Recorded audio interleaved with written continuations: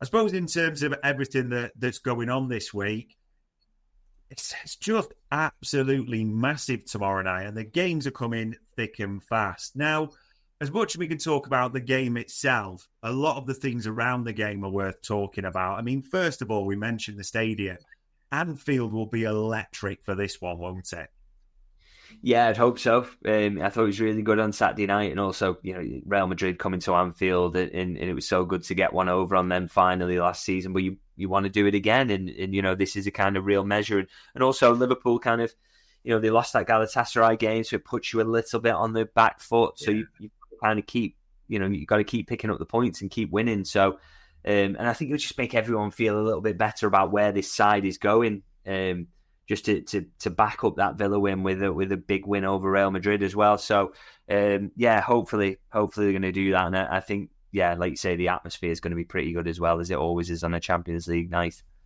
Should be. Zero doubts about that one. And there's things we can talk about, but actually in terms of players, I mean, people will look at Xabi Alonso's return and what that means. There's a certain right back coming on a Tuesday night, and I know you've watched that Amazon Prime interview that he did, and it's an interesting one. What did you make of the actual interview itself, what he talked about? To be fair, I haven't watched the full interview. I just saw that bit about the barber, which made me feel a little bit queasy, if I'm honest. And I know that's partly kind of modern football, but I wouldn't have signed that off if I was anything to do with Trent. It just comes off absolutely dreadfully, to be honest. But yeah, I mean, it's an interesting one that he's coming straight back, isn't it? He is, by all accounts, fit as well now, so he's going to be back in the squad. And yeah, it's I think he's not going to get a great reception, if I'm honest. No. But to be honest, my thinking is, there might have been a bit of debate about how he gets a send off and whether you boo him there when he's a Liverpool player and all those kind of aspects. But when he comes back to Anfield, I mean, there's there shouldn't be any expectation he gets a warm reception. I mean, he's not a Liverpool player. He's turning up to harm Liverpool's chances of winning the Champions League and winning a football game. He should go absolutely crazy at him as they do any other player. And I mean, one of my favourite moments actually in Anfield in recent years was kind of the poor reception that Luis Suarez got when he returned with Barcelona, because that is how it should be. And I think particularly that's how it should be with Suarez, by the way, because I think the legend he's got in Liverpool for someone who was part of not a great side and only ended up winning a League Cup and then dragged the greatest figure in the club's history's name through the mud. I don't think he should be as kind of warmly received as he is by supporters, albeit I'm just going off on a tangent here on my little soapbox. But, I think anybody who comes back to kind of actively harm Liverpool's chances of winning trophies should be treated with contempt, to be honest. And Trent Alexander-Arnold, like every other Real Madrid player, is amongst that number now. So, I don't think he should be getting cheered onto the pitch or anything like that. He should be getting booed from minute one, as should any player in white on Tuesday night.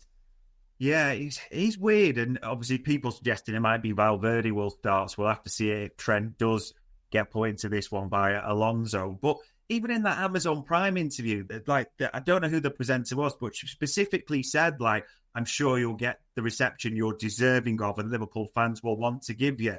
So even when the leaving was happening, we were being told a lot about how we should react to this. So, the media just seem a little bit, I know it's your profession, but just tone deaf on this a little bit. Well, he will get the reception he deserves, won't he? Which is roundly booed. So maybe she meant that. That is true. He will get the reception he deserves, and that is one that recognises that he didn't want to be part of this anymore. And the whole West Ham celebration, I think, still really sticks in the craw around this. I think the kind of shock that everyone wasn't particularly happy about it. The fact that he was a local lad who was supposed to be the captain and he left anyway. I think he will get the reception he deserves. And I think Liverpool fans are going to absolutely go for it. It'd be interesting to see because, as is pointed out in the comments there, Valverde probably will start at right back, but do you bring him on late in the game, particularly if Real Madrid are hopefully chasing it? It'll be so fascinating, but I don't think it would help Real Madrid to get him on the pitch because I think it will seriously crank up the atmosphere even more than it will already be. So it's an interesting one, and I think anybody who's trying to say that Liverpool should give him a warm reception is completely misjudging this. Yeah, it will be fascinating to see if he does start. And on the surface, it's easy to look and go, Real Madrid are 5 points clear in La Liga. They've only conceded 10 goals. Like Alonso sort of, God, no, it's no Galacticos. It's the best team and what I think will be. And so people will look, this is such a hard game. There's no escaping it. But as maybe Villa proved, does it suit us more in a way that it's a team that's going to try and play football against us rather than route one, set piece and play the second balls? Yeah, 100%. Yeah, no question about that whatsoever. I think, they'll give Liverpool opportunities to press and get in the faces and really get the atmosphere going. So that's helpful, rather than facing kind of constant flick-ons and trying to challenge for second balls. So that's helpful. The only problem is that these will play football, but they're also really, really good at it. I mean, they've lost once all season and won every single other game that they've played. So they've got a great manager in Xabi Alonso, and a great squad as well. So, yeah, really, really difficult one. And I think a trickier test than Liverpool were facing last season. And this is not a Liverpool that are as good as they were last season at the moment either. So it's going to be really difficult. But they're going to need the fans behind. They're going to need that atmosphere to kind of win things. Probably need a little bit of fortune at times as well. But also to take the chances. So it's going to have to be a really good performance, I think. It's interesting, as Nikolai said there, they did have that 5-2 defeat in the derby, so something like that would be massively appreciated. But even just because we still want to see like the best players come to Anfield, there's threats in the people say Vinicius, although he's obviously had the apology at the weekend, Jude Bellingham, as we mentioned there. Everyone's talking about Erling Haaland right now in the Premier League. People are also mentioning that Kylian Mbappe's got 18 goals in 14 games and got 5 Champions League goals in 3 games. Probably these are the two players that are really informing world football at the moment, aren't they? Yeah, quite scary, to be honest. Yeah, I mean, with Mbappe at the moment, the way he's playing is kind of, it's one way you almost can't stop him. You just need kind of, you have a really, really good game against him and hope that the one chance he maybe gets, he kind of fluffs, and that's how you've got to kind of think about it, not get too kind of panicky if he does get in behind you from time to time, because some players are just not to be stopped. You can't stop them for 90 minutes. You just hope that the moments where they do get at you, they don't do anything with it, and that's rare. But it's going to be a difficult one. But that's why it's just got to be a really good team performance from front to back as well, and everybody helping each other out. And like I say, I just think the atmosphere has got to be massive. This is just as good a team as you're going to face all season, really, and Liverpool are just going to have to be massively, massively on it and get it right on and off the pitch, really, to come out with a win here. But it is Anfield, and we shouldn't be too scared. We shouldn't think that all the results Liverpool had recently are, this is exactly what Liverpool are. They can be better than that. They will be better than that. And if they turn up and they put in the best performance, then they can absolutely match and beat Real Madrid. I don't doubt that for a second, but it needs everyone to kind of come together, really. Does, yeah. Every player, but all the fans will do their bit at the same time. And I suppose in terms of the players, this might be hard to read because some will be saying, well, you won 2-0 on Saturday, so just put out the same team, have that stability. But as you mentioned, Florian Wirtz coming back in, the Robbo Kirkes situation. Are we expecting any rotation for this one? I would usually kind of say rotation is a decent shout in certain positions, but I don't see how, I'm very much kind of in favour of going with the same team for this one, if I'm completely honest. I think, you can ask them to do 2 games back to back. I think the way that midfield looks so solid and worked well. Salah in form, I thought the attack functioned pretty well, and they were creating chances, and the defence looked pretty settled. And I don't always buy into that situation of kind of you have to go with the same tactics and the same team, or if you change things, it might go wrong. You do have to make results on a game by game basis, but I think this setup works for Real Madrid. It worked against Aston Villa. They were going to play in a similar way, try and play out from the back. It's just a setup that's working at the moment. It's more familiar to kind of what they did last season when they beat Real Madrid. I just see no reason to make changes unless kind of Robertson will feel the intensity and you feel you have to change at left back, or if he does want to get Wirtz in some way, then for me has to be on the left-hand side, nowhere else. Yeah. But they're the only two changes I can make any case for, and I would not be disappointed at all to see the same 11 named. I was just going to ask you, because I did think Wirtz, obviously he played him in Frankfurt. Does he want to play him in Europe more, where it's not as intense, for want of a better phrase? On the left-hand side, I mean, we didn't really mention this, but Saturday, how many times did Cody Gakpo just cut in and blam it or not happen? Do you think that is one that seems to be picking up traction from a lot of people, doesn't it? That Wirtz could have some minutes, especially in Europe, maybe this one on the left. I just think it's the best position for him at the moment, because I think you've got to keep your midfield solid in the Premier League in particular. I mean, maybe you can get away more within the Champions League is starting him in that central role, Florian Wirtz. But I just think it's a good way of getting him in the team at the moment. You know, so many of his touches for Bayer Leverkusen started out on that left-hand side, so very familiar with it. You know, I don't think even when Gakpo's been scoring, he's been playing absolutely unbelievably well. You know, some are saying there Wirtz versus Valverde will be eaten alive, but he won't be anywhere near Valverde, because the point is that he's going to be drifting into central areas, and whoever the left back is, be that Kirkes or Robertson, will then take on that space, and Valverde can't come inside with him, because if you leave Liverpool's left backs, they can, you know, I know Kirkes hasn't been fantastic, but he can cross a ball from that spot.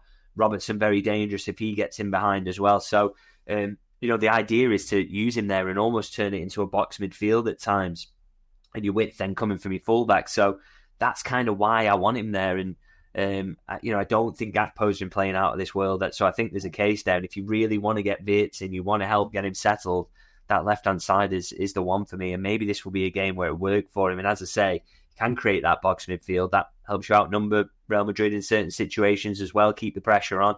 And he's a good presser as well, probably a better presser than Cody Gakpo. So, that's where I wouldn't mind seeing a change there. Albeit, you know, if he goes the same 11, I'm pretty happy with that as well.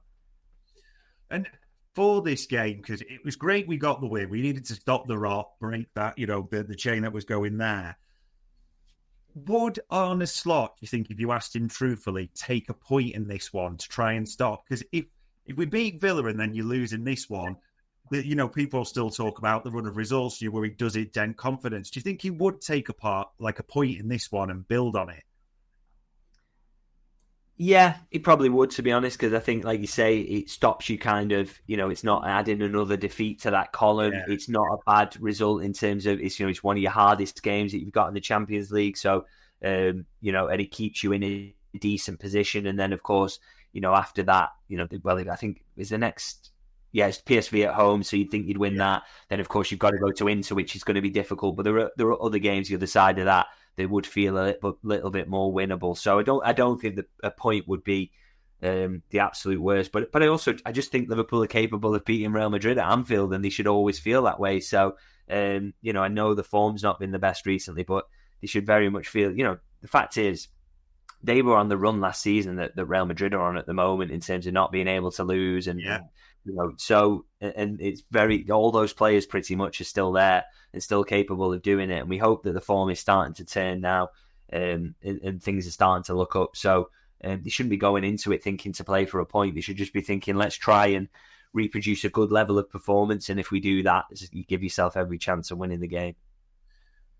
Fingers crossed for this one. And I mean, there's two massive games, this and then City away on Sunday before another international break, which seems ridiculous. I suppose the international break, because now we've won against Villa, if these results don't go the way, is it good? Is it like risk-killing momentum? Does it all depend how we view the international break, what happens in these next two?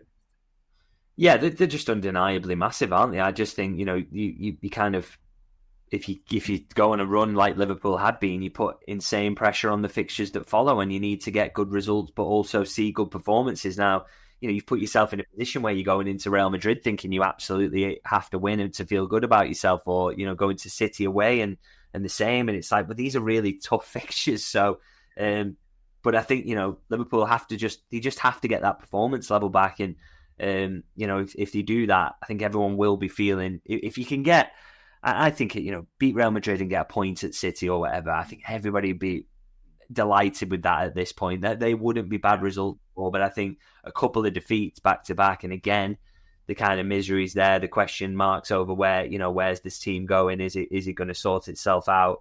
I don't think you can afford to lose both, that's for sure. Does feel that way. And then, obviously, after the international break, we're still waiting for news, but you hope you get Curtis Jones, Frimpong, maybe Alisson, Isak back, and it could just look very different. We'll have to see. But there we go, people. I suppose the only other thing I wanted to check, 30:30, I think, isn't it, for Arne Slot on whatever player up at Anfield? Is that right for the press conference? Yeah, 3:30 at Anfield, yeah. I'm not sure who the player is today, but I think that's the time for the presser, yeah.